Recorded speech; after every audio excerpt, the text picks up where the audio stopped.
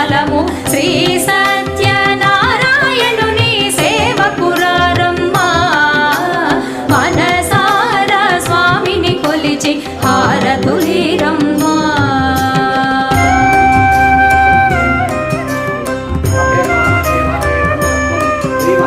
స్వామిని పూజించే చేతులె